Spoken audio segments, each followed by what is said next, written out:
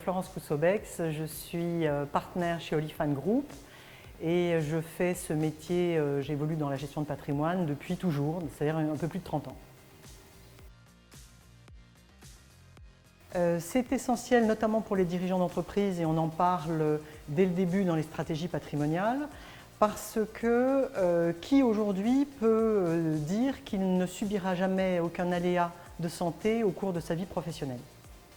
Et donc un aléa de santé, ça peut être soit une maladie, et on le vit au quotidien en ce moment avec le Covid, ou bien un accident lors d'une pratique d'une activité sportive favorite ou tout simplement d'un déplacement.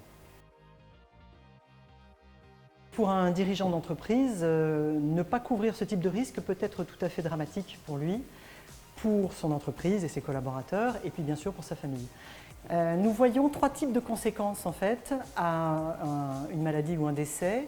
La première, c'est un faible empêchement de gérer ou de diriger en fait l'entreprise, avec momentanément potentiellement une diminution de revenus.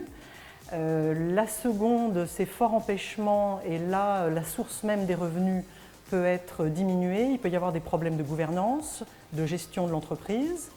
Et puis la troisième conséquence peut être le décès. Et là, il y a une suppression, un arrêt des revenus pour la famille.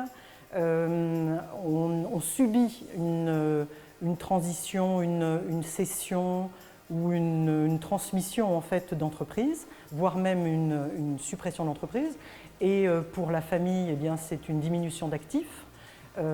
Potentiellement en face, il y a des possibilités de droits de mutation à payer, etc. Donc les conséquences sont très très lourdes. Voilà. Il est très simple en fait de mettre en place des dispositions juridiques pour l'entreprise et par exemple par des dispositifs statutaires ou pour des dispositifs pour soi-même ou tout simplement de mettre en œuvre des solutions assurantielles. Et nous, notre métier, c'est d'accompagner et de conseiller les clients dans ce sens.